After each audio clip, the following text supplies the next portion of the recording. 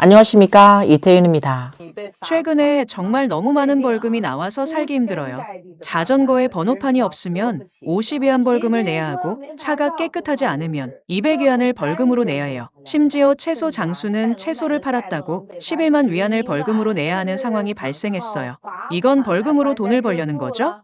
한 언론 보도에 따르면 광동성 불산의 광대고속도로 43km 지점에 Y자형 교차로 중간이 실선으로 나뉘어졌습니다. 이곳에서 차선 변경 시 실선을 밟은 차량들은 62만 건의 교통법규 위반 벌금 고지서를 받았다고 합니다. 총벌금은 1억 2천만 위안을 초과할 수도 있다고 합니다. 한 네티즌이 촬영한 영상에 따르면 광대고속도로 43km 지점에서 단 3분 만에 27대의 차량이 차선 변경으로 실선을 밟는 장면이 감시 카메라에 포착됐습니다. 중국 경제가 하강하고 지방정부의 재정 압박이 커지면서 수입을 늘리기 위해 경찰이 운전사, 노점상, 가게 주인들에게 고액의 벌금을 부과하는 일이 빈번하게 일어나고 있습니다. 동시에 경제 불황으로 각지에서 임금 삭감과 해고가 이루어지고 있으며 심지어 북경도 예외가 아닙니다.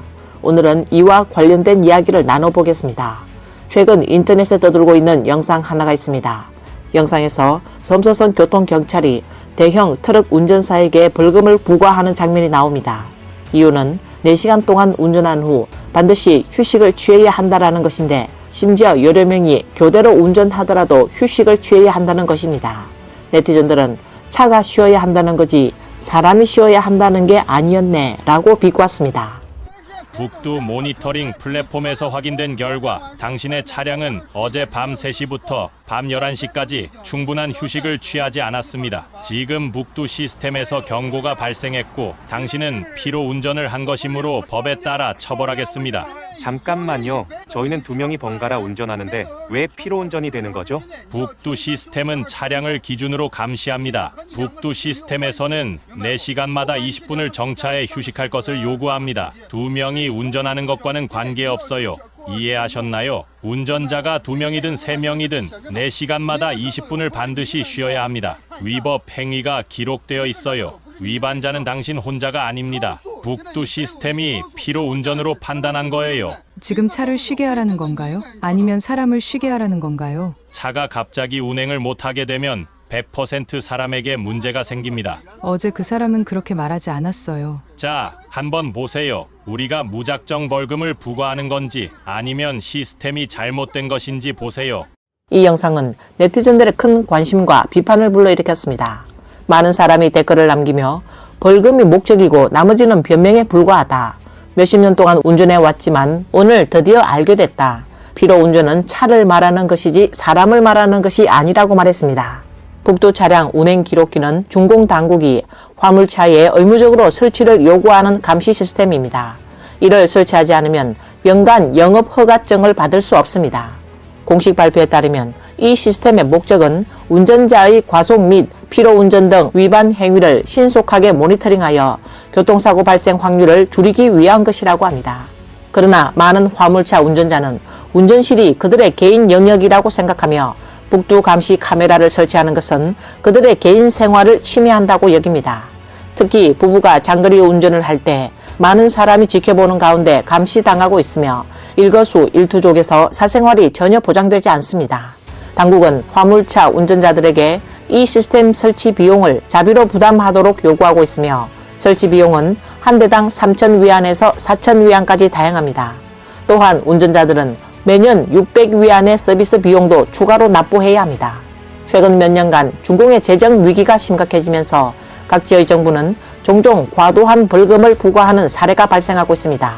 복건성 하문시의 한 식당은 택시를 이용해 손님을 모아들였다는 이유로 100만 위안의 벌금을 부과받았습니다. 솔솔선 음식점의 책임자는 주변 택시 기사들과 협의하여 기사들이 손님을 이 식당으로 데려오면 5위안에서 20위안 사이의 보너스를 지급하기로 했습니다. 7월 19일 하문시 사명구 시장감독관리국은 해당 식당에 행정처분 통지서를 발부했습니다. 통지서에 따르면 하문시 사명구의 솔솔선 음식점은 택시 기사에게 리베이트를 제공하여 손님을 끌어들였으며 이에 상업적 뇌물수수 혐의를 받고 100만 위안의 행정처분을 받는 것이라고 되어 있습니다. 솔솔선 음식점의 책임자는 이에 항의할 예정이라고 밝혔습니다.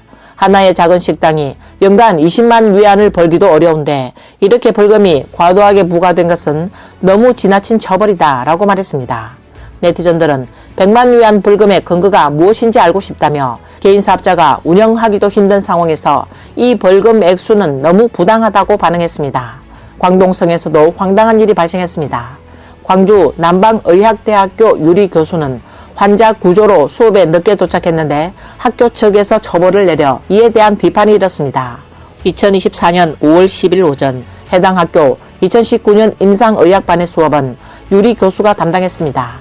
수업 전에 유리는 병원 그의 담당 부서에서 한 소아 환자가 병사가 위중하고 뇌출혈이 의심되어 언제든지 생명에 위험이 있다는 것을 발견하고 긴급 처치를 했습니다. 상황이 긴박하여 교육연구실에 제때 보고하지 못해 수업에 29분 늦었습니다. 학교 측은 연구 결과 이 사건을 수업 실수로 간주하고 유리 교수의 5월 월급에서 2,000위안을 삭감하고 전 병원에 비판을 통보했으며 올해 평가에서 우수 교수 추천 자격을 취소한다고 결정했습니다. 학교의 처벌이 논란을 일으켰고 네티즌들은 사람 목숨이 중요한가 수업이 더 중요한가 이런 학교에서 배운 학생들이 의사로서 도덕성을 가질 수 있을까라며 비판을 쏟아냈습니다. 여론이 확산하면서 남방의학대학교 남방병원 홍보처의 한 직원은 현재의 처리 결과는 교육상의 실수로 인정되었으며 이는 가장 경미한 처벌 수준이라고 답변했습니다. 그는 또 이 환자는 원래 병원에 입원 중이었고 유리 교수의 유무와 상관없이 환자의 치료는 보장되었을 것이다. 설령 갑작스러운 상황이 발생하더라도 사전에 보고해야 했다라고 덧붙였습니다. 병원의 답변을 본 네티즌들은 더욱 분노했습니다. 한 네티즌은 유리 교수가 병원에서 아이를 치료하는 도중 다른 의사에게 맡기고 나는 학생에게 수업하러 간다고 아이 부모에게 말했다면 아이 부모가 즉시 화를 낼 것으로 생각한다며 비판을 쏟아냈습니다. 한 네티즌은 만약 그 병실에 누워있는 사람이 당신의 자식이라면 여전히 그렇게 말할 수 있겠는가? 라고 물었습니다. 또 다른 네티즌은 소위 말하는 가장 경미한 처벌도 절대 가볍지 않다. 단지 벌금을 부과한 것뿐만 아니라 전 병원에 통보하고 작년도 우수평가 자격도 취소했다. 이것은 이익부터 명예까지 전부 빼앗아간 셈이다. 이것이 어떻게 가벼운 처벌인가? 이것이 병원에서 전 직원에게 어떤 메시지를 줄 것인가? 수업에 지각하지 않으려 생명에 위급한 환자를 두고 떠나야 한다는 것인가? 이건 생명에 대한 무시이다. 이것이 과연 의과대학인가? 라며 강하게 비판했습니다. 후속 보도에 따르면 6월 20일 유리 교수는 이미 진료 중단 처분을 받았다고 합니다. 병원 소아과 진료실 관계자는 언론에 진료 중단 이유는 알 수 없으며 재진 시기 역시 현재 통보받지 못했다고 밝혔습니다. 당국의 과도한 벌금 처벌은 사망자에게도 예외가 아니었습니다. 7월 11일 저녁 절강성 온주 낙청시에서 주민 진 씨의 아버지가 사망했고 가족은 유해를 인근 장례식장에 보내 화장했습니다. 다음 날 진 씨는 가족의 도움에 감사하기 위해 옆 호텔에서 술 2상을 차렸다가 뜻밖에도 큰 벌금을 부과받았습니다. 진 씨는 원래 14일 아침 6시에 화장장에 유골을 수령할 예정이었으나 지역 관리자가 그녀에게 유골을 3시간 동안 압류해야 하며 9시 반 이후에야 수령할 수 있다고 통보했습니다. 진 씨는 유골을 받으러 갔을 때 5,000위안의 벌금을 부과받았다고 합니다. 진 씨는 이 5,000위안의 벌금에 대한 법적 근거가 무엇인지 그 돈이 누구에게 지급되는지 물었습니다. 현지의 거리 사무소와 장례식장은 말도 안 되는 규정을 갖다 대어 유골을 화장장에서 수습한 후에는 연회를 열 수 없다고 답변했으며 만약 유골을 화장장에 보내지 않았다면 5개 테이블 이하로 연회를 열 수 있다고 주장했습니다. 또한 이 규정에 대한 법적 근거는 없으며 상위 부서 규정에 따른 것이다 라고 해명했습니다. 그에게 이유를 물었더니 그는 시체가 이미 화장된 이후에는 집에서 사람들과 저녁을 먹을 수 없다고 말도 안 되는 말을 했어요. 한 테이블이든 반 테이블이든 안 되고 우리가 규정을 어겼다고 5,000위안을 벌금으로 부과한다고 했어요라고 말했습니다. 만약 시체가 아직 화장되지 않았다면 연회를 열 수는 있지만 5테이블을 넘을 수 없다고 답했습니다. 지역 민정국 사무실의 한 직원은 언론에 5,000위안의 벌금이 아니라 장례 간소화 보증금이며 이는 정책에 해당하는 것이 아니라 총규 민약에 속한다고 밝혔습니다. 분석에 따르면 장례 간소화 취지는 좋지만 법률이나 규정에 명확히 규정되지 않은 것은 이는 단지 권장 사항일 뿐 보증금 등의 처벌 행위는 불법일 수 있다고 지적했습니다. 이 사건이 공개되면서 중국 내 네티즌들의 강력한 비난을 일으켰습니다. 어떤 사람은 너무 웃기다. 낙청의 공무원들은 그날 상급 지도자의 지시라고 했는데 인터넷에서 일이 커지자 총규 민약이라고 바뀌었다. 이 책임을 이렇게 떠넘기다니. 태어나서 죽을 때까지 모든 과정에서 사람을 착취하고 있다. 돈이 부족해지니 미친 거 아닌가?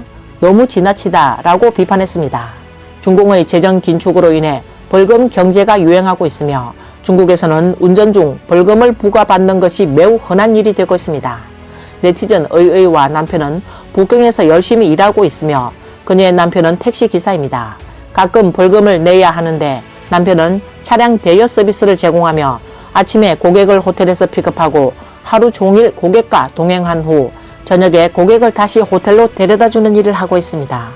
어제 남편이 돌아와 불평하더라고요. 이유를 물어보니 1,500위안의 벌금을 냈다고 했어요. 이유는 모두 도로에서 위반한 벌금 때문이라고 해요. 내비게이션에 따라 성실히 운전했는데도 원래 1,300위안짜리 벌금 고지서 때문에 이미 스트레스를 받았는데 2주 전에 위반 때문에 오늘 또 200위안의 벌금이 추가되었다고 해요. 저희 남편은 그런 사람이에요. 장 보러 가서 0.2위안의 차액도 계속 흥정하는 사람입니다. 그래서 제가 대신 내주겠다고 했지만 그래도 기분이 풀리지 않나 봐요. 남편은 나에게 좀 더 달려서 벌금을 다시 벌어와야지라고 하더라고요. 듣고 보니 저도 짜증이 났어요. 하루 종일 얼마나 많은 시간을 운전하고 있는데 자기 목숨도 아껴야죠. 열심히 돈을 벌어야 한다는 걸 알지만 그렇게 벌어서는 안 된다고 말했어요. 그래서 앞으로 며칠 동안은 일찍 돌아와서 쉬라고 말했어요. 28일부터 10월 8일까지는 저희가 맡은 특별한 예약들이 있는데 그중 2건은 국기 개양을 보고 오는 일정이라서 하루 종일 집에 돌아올 수가 없어요. 그래서 앞으로 며칠 동안은 많이 쉬라고 했어요. 그 뒤로 스케줄이 꽉 차 있거든요. 우리 고객들의 서비스는 픽업과 돌려보내주는 것이 포함되어 있어 아침에 호텔에서 고객을 픽업하고 저녁에 다시 호텔로 모셔다 드리는 전일 서비스예요. 특히 10월 1일부터 10일 사이엔 사람도 많고 도로도 많이 막힐 거니까 호텔에서 빨리 출발해야 한다고 했어요. 남편의 차는 매주 금요일에는 시내에 들어갈 수 없어요. 10월 4일이 금요일인데 그때 만약 시내에서 시간을 초과하면 300위안의 벌금을 내야 할 거예요. 이건 어쩔 수 없는 일이라 남편은 이 부분에 대해선 받아들이라고 하더라고요. 그래도 조금 풀어주니까 기분이 나아졌나 봐요. 한편 앞에서 언급한 이런 벌금과 동시에 물가가 비싼 북경 시민의 임금 삭감 압박을 들어보겠습니다. 이 네티즌의 남편도 북경에서 일하고 있습니다. 그녀는 고향에서 아이들을 돌보고 있고 남편과 두 곳에서 떨어져 살고 있습니다. 그녀는 최근 남편이 또 급여가 삭감되었다고 말했습니다. 다행히 해고되지는 않았다고 합니다. 남편이 거의 40살이 되었는데 만약 해고되면 앞으로 어떻게 살아갈지 상상도 할 수 없다고 말했습니다. 북경에서 일하는 남편이 또 급여 삭감을 당했다고 어젯밤에 전화가 왔어요. 올해 결국 예상했던 일이 왔네요. 남편이 일하는 회사는 새로 맡은 프로젝트가 거의 없고 기존 프로젝트들은 차츰 재개되었지만 회사의 자금 회수가 잘 되지 않았다고 합니다. 그래서 회사를 정상적으로 운영하기 위해 그들의 지도부는 현재 수십 명의 직원 급여를 일시적으로 10% 삭감하겠다고 결정했어요. 그들은 연말에 급여를 한 번 삭감한 적은 있어 이번 삭감폭은 크지 않았어요. 월급이 몇 배 위안 정도 줄어들었습니다. 연말이라 경제가 좋지 않아서 급여 삭감은 예상했지만 실제로 삭감을 통보받으니 기분이 좋지 않다고 해요. 다행히 회사는 급여만 삭감하고 연말처럼 해고된 직원은 없다고 하네요. 그래서 저는 그런 날이 오지 않기를 바란다고 했어요. 전화로 들었을 때 그의 기분이 아주 우울해 보였어요. 우리 식당이 문을 닫고 난 후 그는 이 회사에 지원해서 일을 시작한 지 5년이 되었습니다. 전화로 말하길 만약 언젠가 해고된다면 나이가 40대 중반이라서 앞으로 무엇을 할 수 있을지 전혀 모르겠다고 하더라고요. 이건 아마 우리 대부분 중년이 직면한 문제일 거예요. 우리는 둘 다 농촌 출신이고 고학력도 없고 배경이나 자원도 없는 사람들이에요. 그래서 지금까지 힘들게 노력하며 여기까지 왔죠. 현재는 두 곳에 떨어져 살고 있습니다. 전화로는 어떻게 위로해야 할지도 모르겠어요. 나는 그에게 곧 연말이라 일이 거의 처리되었으니 고향에 일찍 돌아가 설을 보낼 수 있을지 알아보라고 말했습니다. 다음 네티즌은 남편이 해고 위기에 처했다고 말하며 가족 모두가 그의 급여에 의존하고 있다고 전했습니다. 매달 주택담보대출과 자동차 대출만 해도 8,000위안인데 두 사람은 갑자기 큰 압박을 느끼고 있다고 합니다. 남편이 해고될 위기에 처했어요. 우리는 밤새 잠을 이루지 못했죠. 남편은 북경의 작은 회사에서 일하고 있는데 지난 토요일에도 고생스럽게 야근했어요. 그런데 어제 월요일에 출근하자마자 해고 소식을 들었어요. 그들의 부서가 주로 해고 대상이었고 업무 인수인계가 완료되면 당일 바로 퇴사하라는 얘기를 들었어요. 남편은 퇴근하고 돌아와서 이 소식을 전해줬는데 저는 그의 실망과 불안한 마음을 느낄 수 있었어요. 지금 저는 전업주부로 집에 있고 수입이 없어서 온 가족이 남편 한 사람에게 의지하고 있어요. 매달 주택담보대출과 자동차 대출만 해도 8,000위안이라 이 소식은 우리 가족에게 정말 큰 충격이었어요. 우리는 북경에서 7, 8년을 살았고 지금은 무청에 집과 차를 마련했어요. 남편은 프로그래머로 그가 처음 시작했을 때는 월급이 몇천 위안에 불과했지만 이제는 몇만 위안으로 받는데 정말 쉽지 않은 여정이었습니다. 이제 직업 인생에서 처음으로 해고당하게 된 거예요.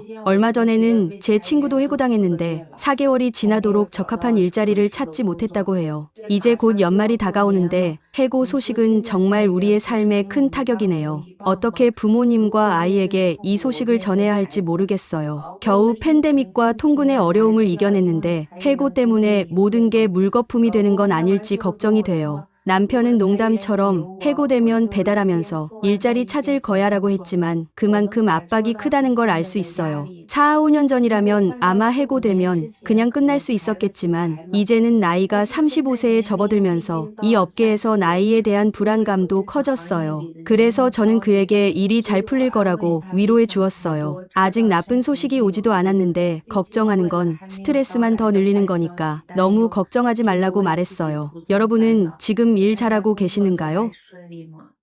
오늘 뉴스는 여기까지입니다. 시청해주셔서 감사합니다.